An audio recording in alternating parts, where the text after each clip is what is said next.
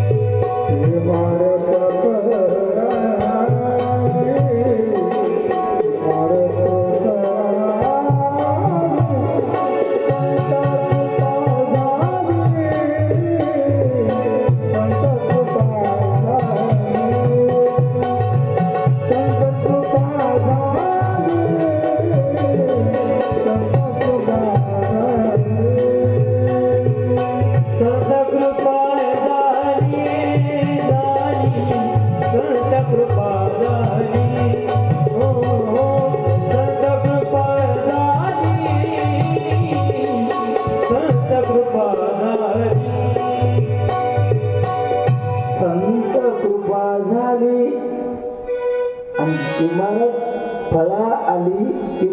फळाला यायचे असेल तर संतांची कृपा लागते. आमच्या नारायण बाबांनी ज्या ज्या लोकाला कृपा केली, आजही असे कृपावंत लोक आपल्या संपर्कात आहेत. तुम्ही परस्पर त्यांना जाऊन विचारा, व हे तुमचं जे वैभव आहे आज दिसालेलं, याच्या पाठीमाग नेमकं काय कारण आहे, तर ते स्पष्ट नारायण बाबाचं नाव घेतात. मी 4-2 लोकांची बाबा मुलाखतही घेतली. ज्या माणसाला मी नाव सांगणार नाही तुम्हाला, ज्या माणसाने आताच भागलं संध्याकाळचं काय, असल्या अवस्थेतली माणसं आम्ही अनुभवलेत नाही त्याच. पण तसली अवस्था असताना सुद्धा नारायण बाबावर मात्र त्यांची 100% निष्ठा महाराज. नारायण महाराज एखाद्यासाठी काही नसेल हो. तुम्हाला दृष्टांत सांगू, लिंबाचा पाला बघा तुम्ही, लिंबाचा पाला, ज्याला दुखणं झालंय, ज्याचा रोग निघून गेलाय, ते औषध पिल्यावर, लिंबाचा पाला पिल्यावर, साधं उदाहरण होय, येण्यालाही कळते, आयुर्वेदातलं एक उत्तम औषध वैद्य. एखाद्या वैद्याने सांगल्यावर एखाद्याचा रोग निघून गेलाय, त्याच्यासाठी ते उत्तम संजीवनी आहे. आणि ज्याला अजूनही त्याचं कामच पडलं नाही, त्याच्यासाठी ते पालाच आहे. पण असंच आहे महाराज, नारायण महाराजांचं ज्या ज्या लोकांना अजूनही काम पडलं नाही, त्याच्यासाठी ते अजूनही पालाच, पण ज्याचा रोग निघून गेलाय की नाही त्याच्यासाठी ते आजही अमृत संजीवनी आहे. संताच काही नाही, दुसरा तिसरा संत अजून कोणी नाही. तुझा आहे तुझ्या पाशी परी तू जागा चुकलासी. आणि म्हणून अशा या इमारत आमची फळाला यायची असेल तर संत कृपा होणं महत्वाचं आहे. माऊली मुक्ताई म्हणते, ज्ञानदादा तुला संत व्हायचं आहे, तू संताची कृपा करून घेण्याची आशा करू नको. आणि तू संत म्हणून घेतोस, योगी म्हणून घेतोस स्वतःला, लोक तुला योगी म्हणतात. आणि म्हणून संततेची जाणा जगी, दया क्षमा ज्यांची अंगी. तुझ्या अंगामध्ये दया नाही, तू लोकांना जर दया दिला दाखविला नाहीस किंवा लोकांना सत्वी नाऱ्यांना तू जर क्षमा केला नाहीस, अरे बोरीच्या झाडाला किंवा फळ लागलेल्याच झाडाला लेकरं दगड मारतात रे. लिंबाच्या झाडाला उभं खेळत खेळत कोणी दगड मारलं नाही, मारत नाही मारत. जे लोकाला फळ देते, जगाचा न्याय बघा की तुम्ही, लोकाला जे फळ देते ते दगड खाते.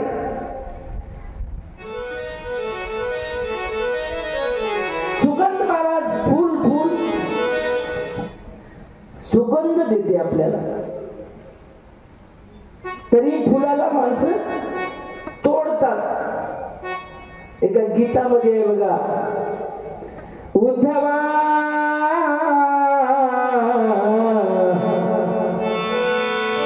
अजब तुझे सरकार, उद्धवा अजब तुझे सरकार, उद्धवा अजब तुझे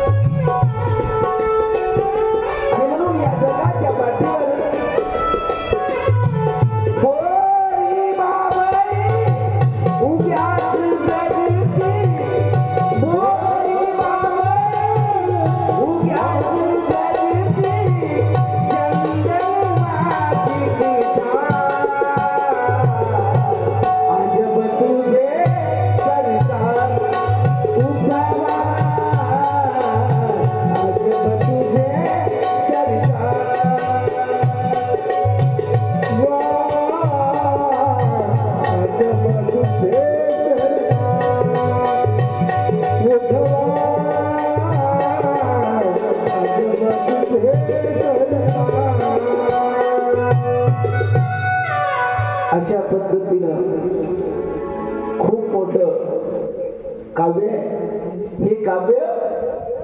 मुक्ताबाई आपल्या भावाला समजून सांगते, इमले माड्या या ठिकाणी वाईट वागणाऱ्याच्या इमले माड्या आता लबाड जोडीती इमले माड्या. जगाची रीत मुक्ताबाई ज्ञानदाराला सांगते, लबाड जोडती इमले माड्या गुणवंताना मात्र झोपड्या. पतिव्रतेच्या गळ्यात धोला वेशेला मनिहार. अजब तुझे सरकार उद्धवा. उद्धवा याच न्यायानं माऊली मुक्ताई सांगते, जगाच्या न्यायाकडे किंवा जगाच्या वागण्याकडे ध्यान दादा बघू नको. जग फार फार फार विचित्र आहे. आणि आपण या ठिकाणी आलो कशासाठी याचा विचार कर. तू या ठिकाणी जगाचा उद्धार करण्यासाठी आलास. कशासाठी आलाय महाराज? आपण आरतीत म्हणतो, लोपले ज्ञान जगी ही तने नदी कोणी. अवतार पांडुरंग नाव ठेविले ज्ञानी. मुक्ताबाई, जगातलं ज्ञान लोपल्यामुळे तुला यावं लागलंय असा विचार आमचा सुद्धा आम्ही केला पाहिजे. आम्ही जन्म घेतलाय, माणसाचा जन्म आम्हाला मिळाला. मग माणसाच्या जन्माला आल्याच्या नंतर नुसतं सकाळ दुपार संध्याकाळ चांगलं चुंगलं खाणं, चवदार खाणं, सुंदर असं लग्न करणं, 4-2 लेकरं करणं, 10 नातू सांभाळणं, झालं काय नरद्याचं का? एवढंच नाही मला, हे तर 4 खाणीमध्ये सगळ्यांनाच सच्चिदानंद पदवी प्राप्त करण्याची ताकद महाराज. उत्तम सार उत्तम गती नरदेहे निदान लाभले हाती. देवच हो म्हणती ते होती तरी चित्ती गाण धरावे.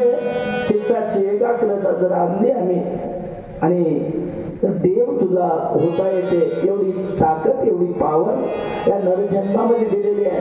आणि ज्याच्यासाठी तू आलास ज्ञान दादा, ज्ञानाचा अवतार म्हणून तुला इथं यावं लागलंय महाराज. समुद्र मंथनातून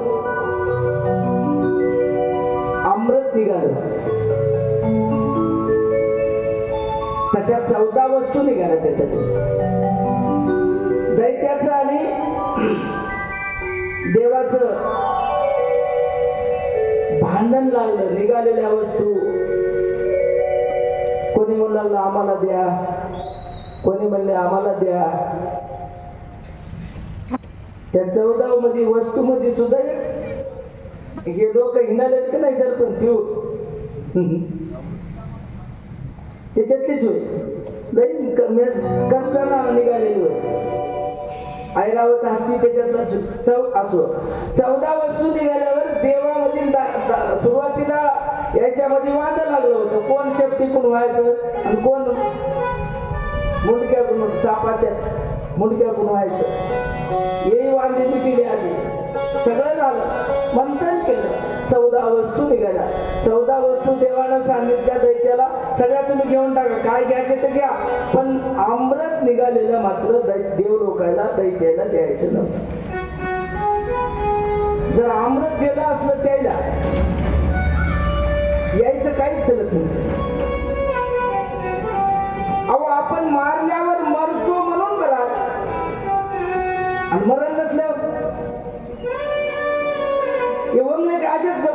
किती दिवस. म्हणून मरण आहे ते बरं आहे.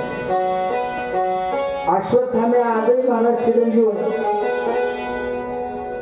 अहो एखादी त्रास सहन होईना गेल्यावर त्या सहनशीलतेची कॅपॅसिटी संपल्यावर माणूस जीव तरी सोडेल, पण मरणच नसल्यावर आणि एखादी त्रास जर भयानक होऊ लागला काय करावं त्यावेळेला.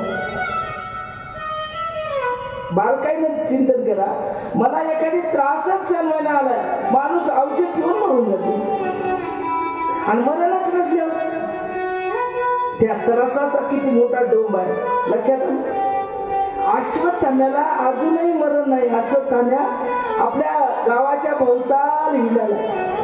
कसा हिंडाला? डोक्यावर त्याच्या फार मोठं एवढी जखम आहे, इथं कपाळात रक्त भळभळ भळभळ पू रक्त मळ सगळं त्याच्यातून वायालंय. कपाळात भळभळ खाली वाहते, नाकात घुस, डोळ्यात घुस, तोंडात घुस, कवाच बंद होईना झालाय, असा रक्तस्राव आहे त्याला. अश्वत्थाम्याला आजही वाटलंय मला मरण राहिलं असलं तर बरं झालं असो. आणि म्हणून देवाने विचार केला अमृताचा कुंभ राक्षसाला जर दिला आणि जगात अवनीती करेल, पण भांडणं करू लागली आम्हाला द्या म्हणून. आम्ही काय नव्हतं की म्हणजे येऊ झालं असं झालं तसं झालं मंथनाला वाद झाला. फक्त देव शेवटी जे दिमाग बाग राहतात की नाही तेच सरपंच व्हायला देव राहतात. आणि म्हणून देवाला सांगितलं ठीक आहे. आणि त्यावेळेला अमृताचा कुंभ हिरावून घेण्यासाठी भगवान महाविष्णूला मोहिनीचं रूप घ्यावं लागलं. त्याला वाटप करायचं कसं करायचं याचं प्लॅनिंग करण्यासाठी. आणि अमृताचा कुंभ महाविष्णूनं घेऊन वाटप केलं. आता ज्याला वाटायचे होते त्याला वाटून टाकलं. जेवणाला माहित राहते काय अवतान कोणाकोणाला आहे त्याची यादी, त्याच्याकडे कशाला राहील. अवतान कोणाकोणाला आहे त्याची यादी कोणाकडे राहते, ज्याच्या इथं कार्यक्रम त्याच्या जवळ. मला नुसतं अवताना मी जेवायला जाईल. कोण कोण पिले पिणाऱ्याला माहित, पण कोणाला दिलंय वाटणाऱ्याला माहित होत. आणि त्यावेळेला भगवान विष्णूने अमृत ज्या ज्या लोकांना वाटलं संपूर्ण गेलं माणूस. पण भांगड अशी झाली ज्या लोकांना मनात अमृत द्यायचं होतं ते लोक राहूनच गेले. मग पुन्हा लक्षात आलं हे पामरड गुरुजीला अवतार सांगायचं होतं पण यादीत सुटले. कार्यक्रम होऊन 3 दिवस झाले, आता कसं करा. असं झालं. महाविष्णूने विचार केला काय काय लोकांना द्यायचं होतं पण जमलं नाही. आणि म्हणून हीच उणीव भरून काढण्यासाठी सकाळ माझा ज्ञानेश्वर महाविष्णूचा अवतार महाविष्णूचा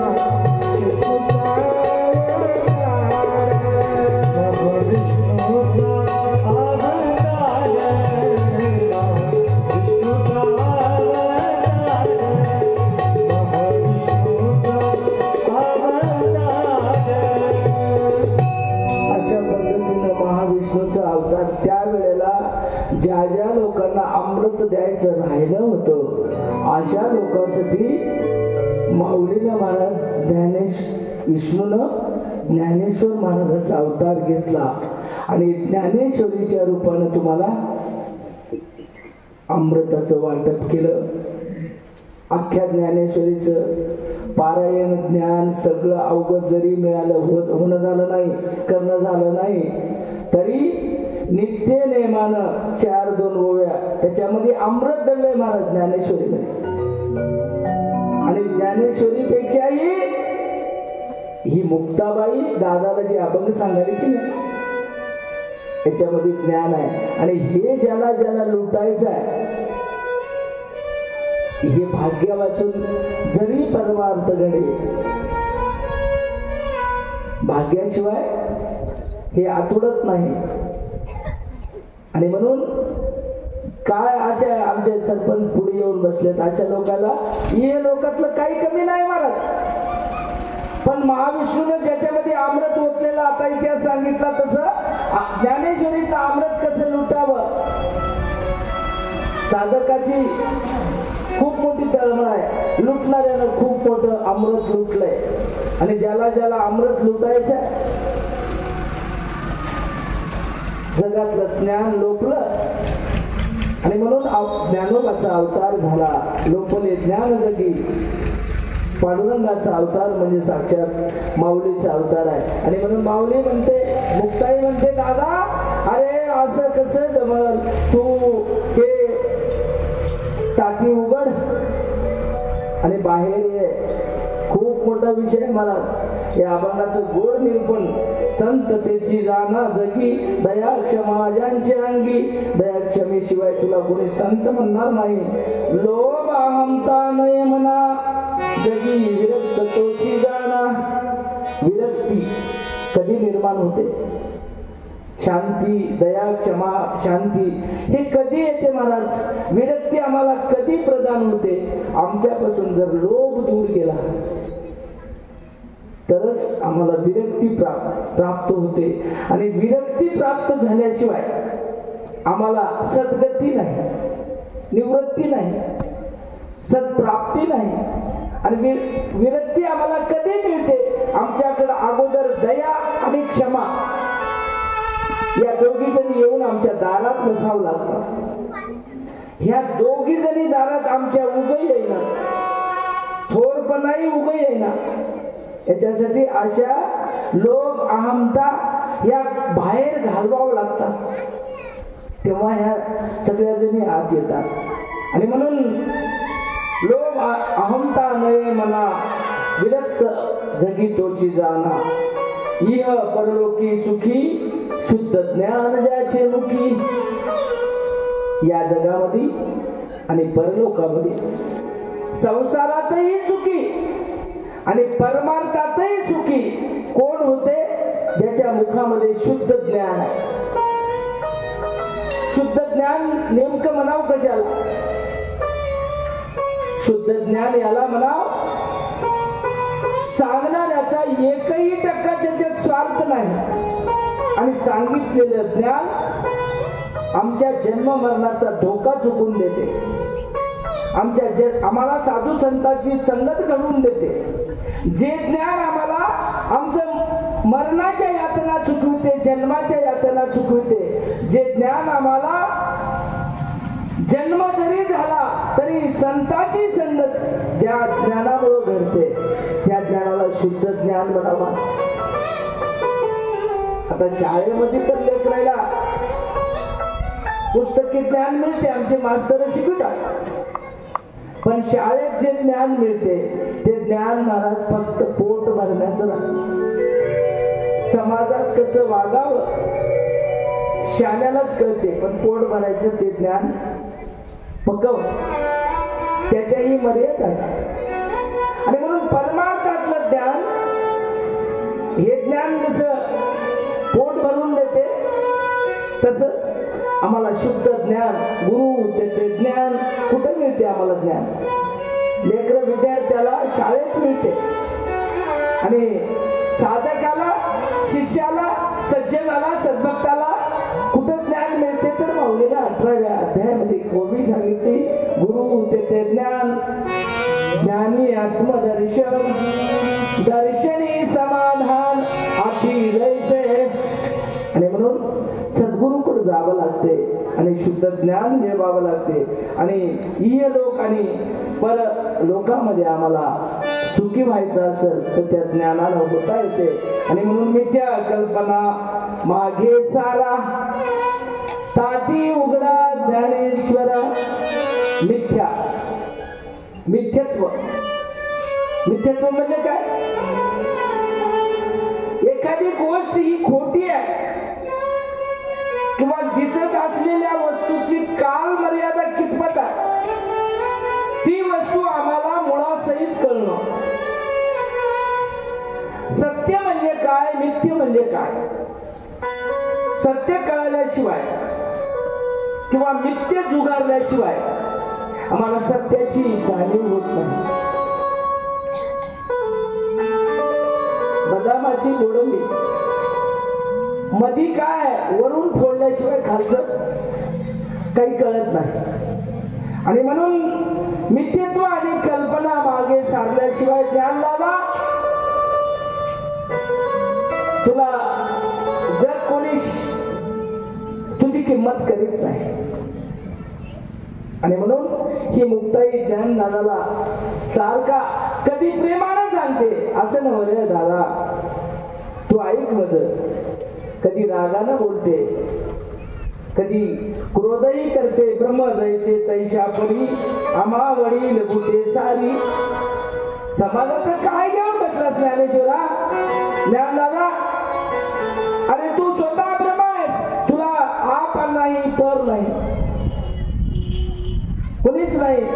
आणि म्हणून अहो क्रोधी यावे कोटे अवघे आपण निगोटे. कोणालाही क्रोध येऊ नये आणि कोणी करू नये. ज्ञानदादा जीवदाताने चाविली कोणे बत्तीसी तोडी. दादा अचानक जेवण करता करता जर आपली गलती व्हावी आणि घासाखाली घास खाता खाता जर अचानक आपल्याच दाताखाली आपली जीभ जर आली कोण कोणावर रागराग कराव रे? दातावर रागराग कराव जिभेनं की जीभ कराव दातानं? एकदा दाताचा महाराज जिभीचा संवाद झाला दोघाचा. जीभ म्हणू लागली दाताला जीभ कहे दंत को हम तुम 32 मैं अकेली माँ. एक बार तेरी चली तो 32 ही गिर जाए. याच्या आधी दात म्हणू लागले जिभीला उगा बुळबुळ बुळबुळ करीत राहू नको बघ. जीभ म्हणले दाताला का? आता जिभीचं दाताचं भांडण कवा लागला असेल असं म्हणू नका तुम्हाला. लागते भांडण रोज लागते. आणि त्या दोघांमध्ये काही जराची विसंगती झाली की चटका बसतेच देवतावळी. दंत कहे जीभ को हम 32 तू अकेली माय. एक बार चाव दिया जाए तो फिर्यादी कहाँ जाए. दात म्हणजे जिभीला लई बुळबुळ करायलीस. एखादी बार चावलं कचकुरी तर कसं होईल कुठं जाईल म्हणजे तुझी फिर्या. जिभीनं ऐकून घेतलं आणि पुन्हा यायचं बोलणं संपल्यावर जीभ म्हणली दातायला जीभ कहे दंत को तुम 32 मैं अकेली माय. एक बार तेरी चली तो 32 ही गिर जाए. मी एकदा वाकड जर चाललं 32 पाडतील म्हणजे 32 लोक. जीभ वाकडी चालली पडतात 32. अशा प्रसंगातून तुम्हाला चुटुकली आठवण आली म्हणून सांगितलं. पण माऊलीने इथं ताटीच्या अभंगात सांगितलं जीभ दाताने चालली. अचानक ज्ञानदादा तसं झालंय रे तुला. दात लोकांचे नाही जीभ लोकाची नाही. आणि असं झालंय म्हणून काय कोणी आपल्या आपल्या हातानं 32 दात पाडून घेते का? असं करू नको येड्या, बाहेर निघ. आणि म्हणून मन मारून उन्मन करा, ताठी उघडा ज्ञानेश्वरा. मनाची अवस्था आहे चंचल आहे. मन कसं आहे? बहिणाबाईने सांगितलं, मन वडाय वडाय उभ्या पिकातलं ढोर आता होत भुईवर. त्याची अवस्था सांगितली. मग उभ्या पिकातल्या ढोराची उपमा दिली. उभ्या पिकातल्या ढोराची उपमा ही मनाला कमीच आहे, पण मन त्याच्यापेक्षा 100 पटीनं बावळत आहे, चंचल आहे. आणि म्हणून ह्या मनाला आम्हाला उन्मन करायचं. आता जे तुमच्याकडे मन आहे त्या मनानं देव भेटणार, संत भेटणार, साधू भेटणार, काहीच भेटणार. आता जे तुमच्याकडे मन आहे ते, आता तुमचं मन, तुमचं उभं शरीर इथं बसून आहे, पण मन सगळं माळावरल्या वावरात आहे. ते काही इथं आहे का? आणि मग मन जिथं तुम्ही तिथं मन राहायची अवस्था असेल तर त्याला उन्मनी अवस्था म्हणतात. मन मारून आम्हाला उन्मन करावं लागते. मन मारून उन्मन करा, ताठी उघडा ज्ञानेश्वरा. मनाची अवस्था उन्मनीची व्हावी लागते. आणि म्हणून हे आमचं आता आमच्याकडे असलेलं मन सद्गुरूची अंध निदासी, नित्य ठेविता सद्गुरु चरणासी, दे साधकासी आघात संतोष. आमचं मन जर सद्गुरूच्या चरणी राहिलं तर त्या मनाची अवस्था, संतांच्या चरणी राहिलं तर त्या मनाची अवस्था उन्मनात त्याचं मार्गक्रमण होते. महाराज पुढची पायरी त्याला ओलांडता येते. आणि हे ज्ञानदादा तुला हेच करावं लागणार आहे. आणि म्हणून सुख सागर आपण व्हावे, जग बोधे निभवावे. जगाला बोध ज्ञान देऊन जगाला तृप्त करावं आणि जगाचा सुखाचा सागर ज्ञानदादा आपणच व्हावं. आणि बोधा करू नये अंतर, साधू नाही आपकर. बोध करीत असताना ज्ञानदादा कुणाला अंतर देऊ नये रे. ज्ञान देणाऱ्यानं सुखाचा वर्षाव सगळ्या आप पर, हे आपला वय ते तुपला वय. जमते का माणस? संताला असं म्हणायचे काय? अहो पाऊस महाराज आता मशागत केलेल्या रानावर पडते, खडकावर पडते. पेरायचे पेरणी योग्य झालेल्या रानाला कामात येते, पण पाऊस पडता वेळी सगळीकडेच पडते. इथं जसं आपल्या रानात पडलाय तसं उंबरपालीवर काय पडणार? पडते की खडकावरही पडते. पावसाचं काम काय होय? वर्षाव करणे. पण सगळीकडे पाऊस पडलाय म्हणून पेरण्या काय सगळ्या जागी लागतात की? लागणार नाही.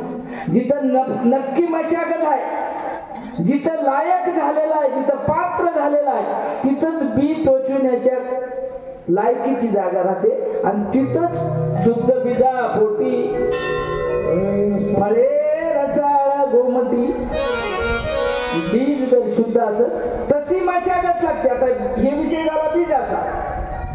शुद्ध बीजापोटी फळे रसाळ गोमटी हे झाला विषय बीजाचा. पण बीज कोण्या ठिकाणी येते का? खडकावर येते की? येईना महाराज. बीज उत्तम यायचं असेल तर बीज येण्याच्या अगोदर त्या मातीमध्ये जे मशागत लागते ते करावं लागते. त्या मातीची मशागत नीट नसेल तर बीज नीट येत नाही. मग आम्हाला आमचं बीज उत्पन्न चांगलं भरपूर पीक द्यावं असं वाटत असेल तर आमच्या मनाची अवस्था मशागत करावी लागते. आमची मशागत जर नीट झाली नाही. मशागत म्हणजे नेमकं काय? तर मुक्ताबाई म्हणते, दादा हे साही अपराध जनाचा, अपराध सोचविणं, आशा सोडणं, मनशा सोडणं, काम क्रोध मोह मद मत्सर दंभ अहंकार आपल्यासाठी शब्द स्पर्श रूप रस गंध या पंचविषयाचा त्याग, ह्या सगळ्या गोष्टीवर अंकुश आणणं म्हणजे वावराची मशागत करणं. आणि हे मशागत झाली की त्या ठिकाणी अनायासे कृपा प्रसाद सद्गुरूचा बोध होते. साधू बोध झाला त्याच वेळेला साधूचा बोध होते आणि साधूचा बोध झाला न उरोनिया ठेला. मग आता तिथं जीव शिव होऊन जाते, जीव जीव राहत नाही, तिथं उरतच नाही मनाचं मन. पण साधूचंही मन, मी रात्री काल सांगून गेलो, मनोमार्गे गेला तो तेथे मुकला, मनाच्या मार्गाने जाता येत नाही. हेच मन संताचे संगती आता जमते मनोमार्ग. एक आपण कसं आहे बघा, मनोमार्ग गेला तो तेथे मुकला, स्वतंत्र बघाय. नुसतं मनाच्या मार्गाने गेला तर तिथं मुकला माणूस. पण असलं मन संताच्या संगतीत जर राहिलं, संताचे संताच्या संगतीत राहिला तर संताचे संगती मनोमार्ग गती. या दोन गोष्टी, मनाचा मार्ग आणि संताची संगत, या दोन गोष्टी जर एकत्र झाल्या, आकडावा श्रीपती येणे पंते. आणि हीच उन्मनी अवस्था म्हटली. आणि म्हणून ज्ञानदादा, तुझ्या अवस्था मनाची उन्मनी कर, जीव जीवाशी पै द्यावी, कुणाचा हेवा करू नये. आणि तरुणोपाय चित्ती धरा, ताटी उघडा ज्ञानेश्वरा, सांदी कल्पना उपाधी तीच साधूला समाधी. वाद घालावा कवनाला, अवघा द्वैताचा रोग घाला. कुणाला वाद घाला? एक मागलं उदाहरणाचंच आहे. दाताने जीभ चावली, कुणाला वाद घालाव? कोण्या कोर्टात केस न्याव, कुणावर तक्रार दाखल करा? असंच आहे रे दादा. आणि समजून घे. आणि म्हणून दादा एक माझं ऐक, आता तू ताटी उघड. आणि महाराज शांत डोक्याला माऊलीला विचार केला. आणि आता बहिणीची मर्यादा संपली. मुळी मोठा भाऊ छोटीशी बहीण इतकी काकलूत करते, दादानं दया केली. हळूहळू महाराज झोपटा उघडला, ताटी, आणि बाहेर आला ज्ञानदादा. कडकडून मुक्तेला मिठी मारली. ज्ञान आणि मुक्ताई ऐक्यत्व निर्माण झालं. ज्ञानापाशीच मुक्ती आहे हो. मुक्तीला दुसरीकडे राहून शोभून दिसत नाही ती. आणि मुक्तीची दुसरीकडे व्यवस्थाही होत नाही महाराज. मुक्तीची व्यवस्था ज्ञानाजवळच होते. कडकडून दादाने मिठी मारली आणि प्रसन्न चेहरा केला. मुक्ताबाईने आतापर्यंत काकलूत केलेल्या शब्दाची किंमत झाली. आणि कुरवाळ दादानं बहिणीला आणि सांगितलं, मुक्ते तू किती ज्ञानी आहेस ग. मुक्ताबाई कवयित्री होत्या ना महाराज. सुंदर भजन करणारी मुक्ता होती. सोपान काका आणि मुक्ताबाई दोघ जण सुंदर बहीण भाऊ भजन करायचे. हे निवृत्ती दादा ज्ञान दादा फक्त त्या केलेल्या भजनावर ज्ञान सांगायचे. भजन करायला हे दोघ जण लई मोठी अशी भजनात भर नव्हता. आणि महाराज जिथं ज्ञान आहे तिथं हे तंत वितंत घन आणि सुचवत. जगामध्ये वाद्याचे प्रकार 4 पडतात. आता जगात कुठेही जातो वाद्याचे प्रकार 4 पडतात. तंत वितंत घन आणि सुस्वर या 4 प्रकारात एकाचे 9 नाद निर्माण झाले. 9 36 नमुने याच्यात होतं महाराज. 37वा नमुना संगीतात कोणताच नाही. 9 नाद होतात. आणि म्हणून जिथं ज्ञान आहे की नाही तिथं संगीत नसतेच हो. आणि ज्ञान झाल्या नंतर निवृत्तीला हे पेटीन प्रकल्पाचं काय गरज आहे हो? काहीच गरज नाही. लावणी श्रुती मृदंग श्रुती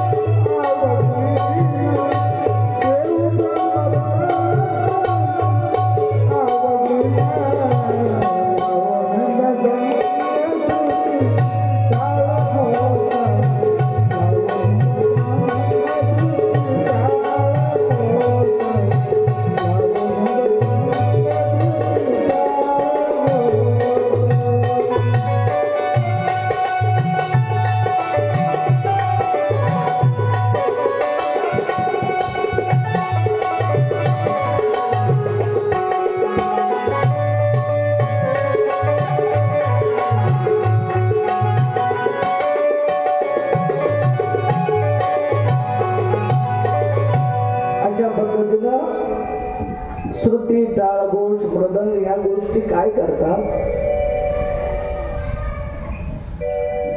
ज्याचं मनच परमार्थाकडे नाही. सुरुवात कशी होती बघा. ज्याचं मनच परमार्थाकडे नाही पण तबल्यावर थाप पडले की त्याचं मन तिकडं वळते. आता एक नगदी प्रसंग मला बघायला मिळाला. कथेला यायचं नव्हतं एका माणसाला पण इतकं गोड वाजवलं आमच्या वैभव महाराजांना. त्या तबल्याची गोडी त्याला सहन झाली नाही बघा. काय अवस्थेत होतं की घरी.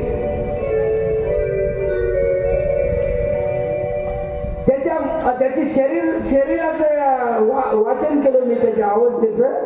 ते 100 कामं सोडून आलं बघा. इथं आलं डायरेक्ट वैभव महाराजांच्या मांडीला मांडी लावूनच बसायची त्याची तयारी होती पण वरी चढायला जमलं नाही.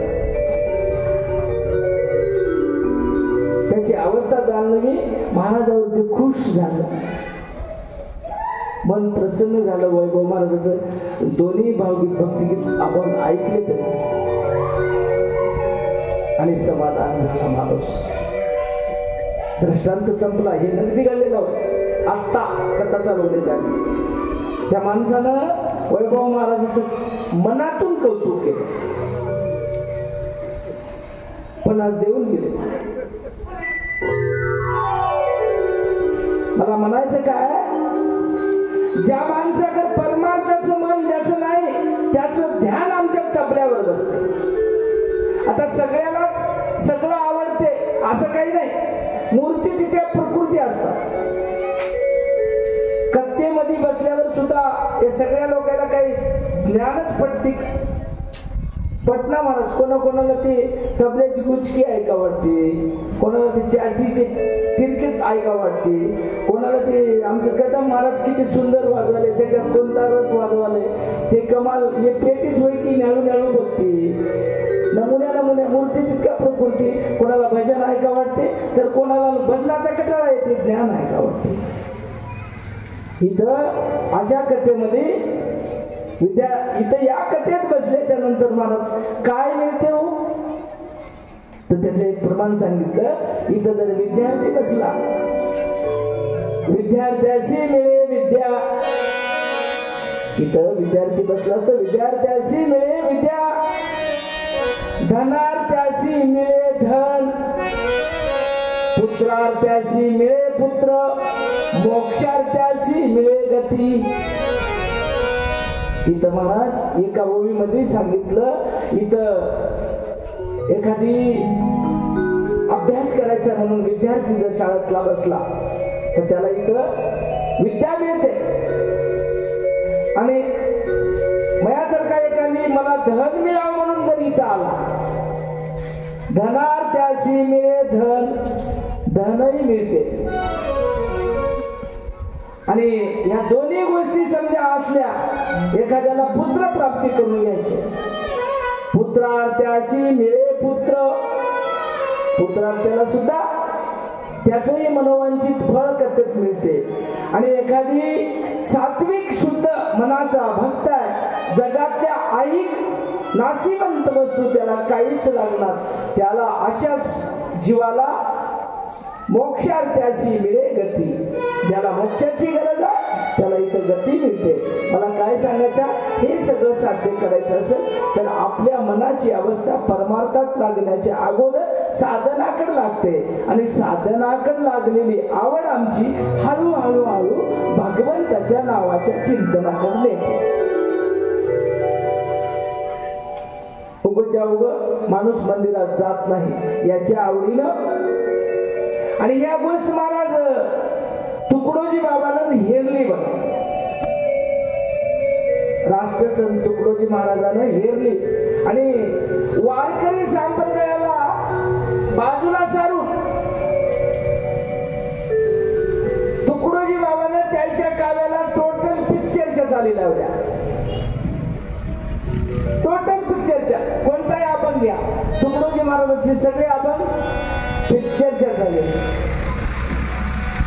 असं आमचं मत आहे. पण रात्रचे महाराज आम्हाला काय म्हणले, या वारकरी संप्रदायानेच पिक्चरला चाली दिल्यात म्हणजे. पण असो, पण काही लोकांचा आता आमच्या समाज आहे, समजा पंढरीनाथ बाबा सारखे आम्हाला म्हणले, अरे वारकरी संप्रदायाच्या चाली म्हणा, अशा पिक्चरच्या चाली म्हणा नका. जर असं झालं तर राष्ट्रसंत तुकडोजी बाबांनी विषय घेतला, कारण पिक्चरच्या चाली जर म्हणल्या तर तरुण पिढीला पटतात. आणि तरुण पिढीला पटल्यामुळं ते या पिक्चरच्या चालीमुळं कीर्तनात येतात. बघा की ते घुगऱ्यासाठी बालवाडी येत होई घुगऱ्या, आणि म्हणून कीर्तनात येतात आणि हळूहळू त्याला भक्तीच्या मार्गाला लावता येईल. महाराज कार्याची पद्धत कोणती असू द्या, पण त्याचा उद्देश मात्र हिताचाच आहे. उद्देश हिताचाच आहे. त्याच्यामुळं साधू संतांच्या शिव्या देण्यामध्ये सुद्धा एक उपदेश आहे महाराज, लाभ आहे, आपली त्याच्यात कृपा आहे. आणि म्हणून संत आम्ही विषय सांगता राहून गेला, नारायण बाबांनी काही जणांवर कृपा केली, त्याची इमारत फळायला आली. आणि काही जणाला उशापही दिला, त्याचेही प्रायश्चित्त त्या माणसाने भोगावंच लागतात. मला साधू संतांचे आशीर्वाद चुकत नसतात. देवाला सुद्धा नमतं घ्यावं लागते संतांच्या उक्ती पुढं. संतांना जर सांगितलं, देवाने दिलेला शापातून मुक्त करण्याची ताकद महाराज संतांमध्ये आहे. पण संतांना जर शाप दिला की नाही, देव सुद्धा घरी आला तरी त्याच्यातून मुक्त करण्याची ताकद देवात नाही. म्हणून देवापेक्षा आम्हाला जज ओळखीचा होण्यापेक्षा आमचा वकील समर्थ राहावा. आम्हाला न्याय 100% मिळणार, पण आमचे केस लढविणारा जे वकील आहे की नाही, यानं निष्पक्षपणानं निष्काळजीनं पद्धतशीर जर आमची केस लढविली तर देवाला न्याय द्यावाच लागणार. आणि म्हणून संत आमचं संत सांगतात भगवान याचा उद्धार करा, तेव्हा त्याला उद्धार करते. त्याच्या मनात असू द्या नसू द्या असा विषय असो. अशा पद्धतीने महाराज ज्ञानदादा बाहेर आला, कडकडून मुक्तीला मिठी मारली आणि मुक्ते किती चुरू चुरू बोलतेस का तू.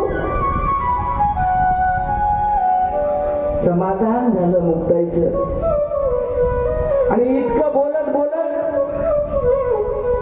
एका वक्त्यानं त्या काल झोळीमध्ये माती टाकलेली मिसळून गेलेली होती की नाही, ती माती निसून ठेवलेली होती. स्वयंपाक तयार होता, छोटासा हातानं वाढली. सुंदर दोघांनी जेवण केलं आणि टाकी उघडून बाहेर आल्याचं समाधान झालं. दोघांनी निवांत त्या दिवसा दिवस काढला. क्रमाक्रमानं जीवन जगत असताना दीपवाळीचा सण आला. दीपवाळीचा सण आल्याच्या नंतर सगळ्या आळंदीमध्ये महाराज ज्याच्या घरी स्वयंपाकाला काही नाही अशा लेकराला गल्लीतला वासलाही खमंग येते बघा. मानसिकताच निसर्गाची. आणि म्हणून दीपावलीच्या निमित्तानं ज्ञानदादा म्हणला मुक्ते मला मांडे आवडतात, मांडे खायला कर. महाराज गरिबी किती असू द्या, या 4 भावाच्या परदेशपणा होता, गरिबी होती, लोक त्रास देऊ लागले, सगळंच होतं, खूप अवघड होतं. पण अख्ख्या जगात यायच्या घरा इतकं समाधान कुठंच नव्हतं. करोडो रुपयाचे मालक, धर्मपीठाचे जे अधिकारी होते की नाही, पगड्या घालू घालू हिंडणारे, आम्ही अधिकारी होऊन हिंडणारे, त्याच्या तोंडावर नुसत्याच गौऱ्या. आणि हे 4 मूर्ती जर बाहेर निघाल्या महाराज तर दिव्य तेज अंगावर, चेहऱ्यावर, चेहरा माणसाचा नाही तुमचं मनातलं चेहऱ्यावर दिसते.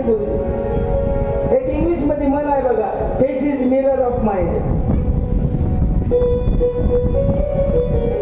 चेहरा हा मनाचा आरसा असतो. आणि म्हणून यायचं तेज महाराज. ज्ञानेश्वर महाराजांचं काय वर्णन सांगावं. कैवल्याचा पुतळा प्रगटला भुतळा, चैतन्याचा जिव्हाळा ज्ञानोबा माझा. आता कैवल्याचा पुतळा म्हणल्यावर त्याच्या तोंडावर काय गौऱ्या राहतात होय, तोंडावर गौऱ्या आमच्या. आणि म्हणून हे जे दिसणारं समाधान आहे की नाही, शास्त्राने दारिद्र्याचं वर्णन केलं. आम्हाला लागलेल्या भूकची शमन करता आलं नाही त्याचंही वर्णन केलं. पण त्यांच्यावर असलेलं जे समाधान आहे त्या समाधान कड बघून सगळे लोक तेच समाधान लोकांना देखून गेले. हे समजण्याचं कारण काय. अहो एखादी याच्या घरी काहीच नाही, एकरभर जमीन नाही, राहायला घर नाही, देवाळ कपडा नाही, तरी सुद्धा याच कसं चलते रे. उदंड खर्च करते रे, येते कुठून, होते काय, कसं काय, याच गोष्टीची मोठी चिंता आळंदीला होती. आणि म्हणूनच यायला त्रास व्हायचा. आणि यायच्या नजरेमध्ये संन्याशाची पोरं गेलेल्या केसी यायच्या मनानं. मग यायचं समाधान बघून लोकांना ते पाहिजे नाही. एका दिवशी दीपावलीच्या निमित्तानं ज्ञानदादा म्हणला मुक्ते मला. मुक्तेनं सांगितलं दादा कुंभाराच्या घरी जा आणि मांडे भाजायला राहणं लागते. आताच्या पोरेला राहणंच कळलं. लोक वरणाचा तवा जमना म्हणली बा राहणं लागते तुम्ही कुंभाराकडे जा आणि राहणं घेऊन या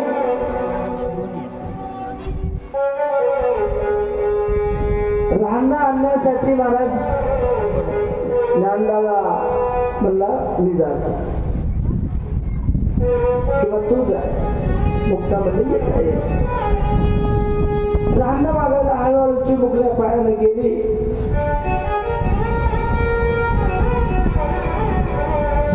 कुंभाराच्या घरी जाऊन विनवणी करू लागली कुंभार बघितल्याबरोबर मला संन्याशाची